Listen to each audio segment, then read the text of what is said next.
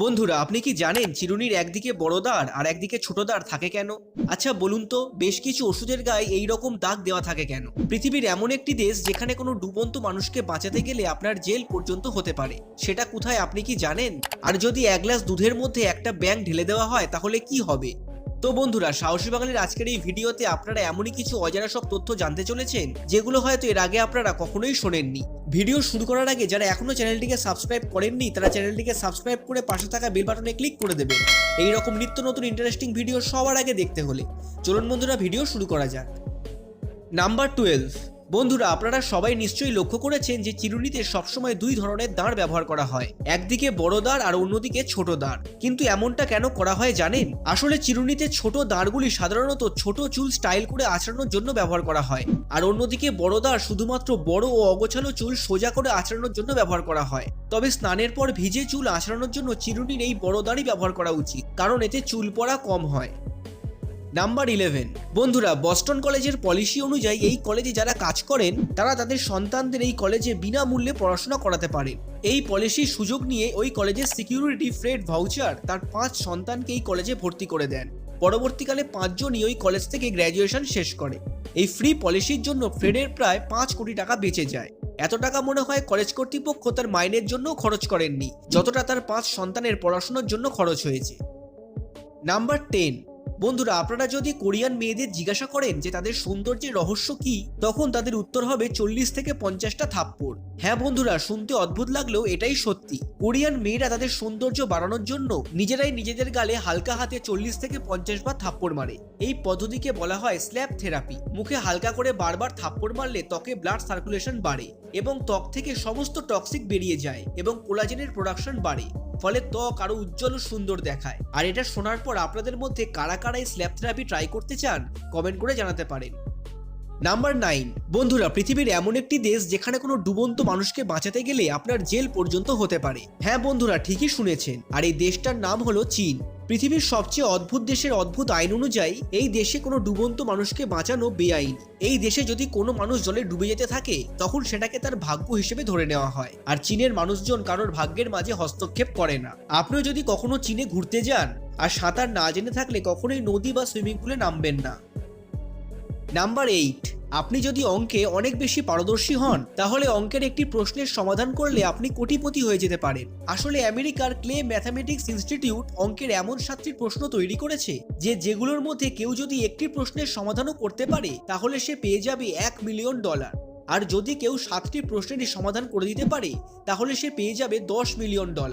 এখনো পর্যন্ত সারা বিশ্ব থেকে বহু মানুষ এই প্রশ্নগুলোর সমাধান করার চেষ্টা করেছে, তবে একজনই সফল হয়েছে। 2003 সালে রাশিয়ান গণিতজ্ঞ গ্রিগরি পেরেলম্যান একটি মাত্র প্রশ্নের সমাধান করতে পেরেছিলেন, যদিও তিনি পরবর্তীকালে পুরস্কার মূল্য নেননি। নাম্বার 7। বন্ধুরা, আপনারা সবাই বেশ কিছু ওষুধ বা ট্যাবলেটের গায়ে এইরকম দাগ নিশ্চয়ই দেখেছেন, কিন্তু আপনারা কি জানেন ট্যাবলেটের গায়ে এইরকম দাগ কেন থাকে?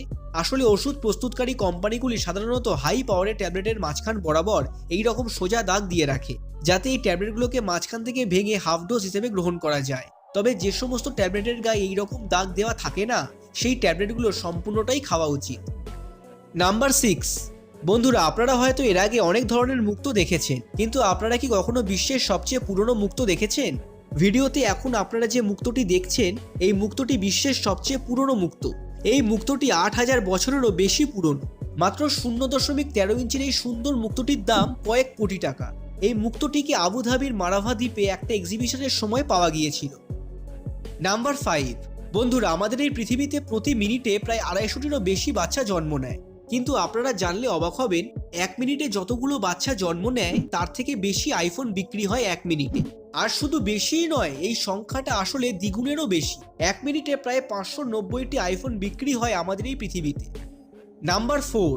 যদি আপনি জাপানে বসবাস করে গাড়ি কেনার কথা ভাবেন তাহলে সঙ্গে সঙ্গে আপনি গাড়ি কিনতে পারবেন না, কারণ জাপানে এক ধরনের নিয়ম চালু আছে যার নাম নো পার্কিং নো কার।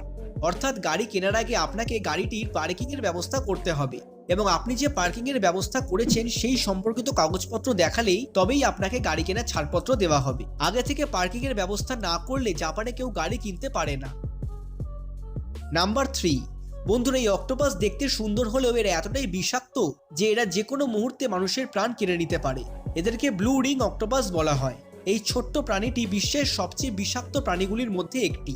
এদের বিষ এতটাই মারাত্মক যে এরা যদি কোনো মানুষকে কামড়ায় তাহলে সেই আক্রান্ত ব্যক্তিকে যদি 10 মিনিটের মধ্যে প্রপার ভেন্টিলেশন না দেওয়া হয় তাহলে সেই ব্যক্তিকে আর বাঁচানো যাবে না।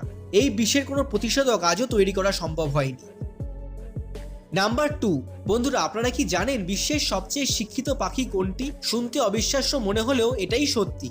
এমনিতে আফ্রিকান গ্রে প্যারটকে অন্য প্রজাতির তুলনায় সবচেয়ে বেশি বুদ্ধিমান ও মেধাবী বলে মনে করা হয়, কারণ এরা একসাথে প্রায় 800 থেকে 1000টি শব্দ মনে রাখতে পারে এবং গড়গড় করে বলতে পারে। তবে এখন আপনি যে পাখিটিকে ভিডিওতে দেখছেন এই পাখিটি একসাথে প্রায় 2000টিরও বেশি শব্দ মনে রাখতে পারে। এই পাখিটি এমন বুদ্ধিমত্তা ও মেধার জন্য গিনেস বুক অফ ওয়ার্ল্ড রেকর্ডসে জায়গা করে নিয়েছে। নাম্বার 1, বন্ধুরা আমরা সবাই জানি ব্যাঙ জলে ও স্থলে দুই জায়গাতেই বেঁচে থাকতে পারে, কিন্তু যদি ব্যাঙকে দুধের মধ্যে ঢেলে দেওয়া হয় তাহলে কি ব্যাঙ দুধের মধ্যে বেঁচে থাকতে পারবে? উত্তরটা হলো ব্যাঙ যতক্ষণ অক্সিজেন নিতে পারবে ততক্ষণ কিছুই হবে না, অর্থাৎ ব্যাঙ দুধের মধ্যেও খুব ভালোভাবে বেঁচে থাকতে পারবে। আগেকার দিনে দুধ ভালো রাখার জন্য দুধের মধ্যে ব্যাঙ ঢেলে দেওয়া হতো। আসলে ব্যাঙের ত্বকে অ্যান্টিব্যাকটেরিয়াল ও অ্যান্টি ফাঙ্গাল প্রপার্টিস থাকায় দুধ নষ্টও হতো না। বন্ধুরা সাহসী বাঙালির এই ভিডিওতে আজ এই পর্যন্তই। ভিডিওটি ভালো লাগলে লাইক করবেন, শেয়ার করবেন আপনার বন্ধুদের সাথে, আর ভিডিওটি আপনার কেমন লেগেছে অবশ্যই কমেন্ট করে জানাবেন। সুস্থ থাকবেন, ভালো থাকবেন, ধন্যবাদ।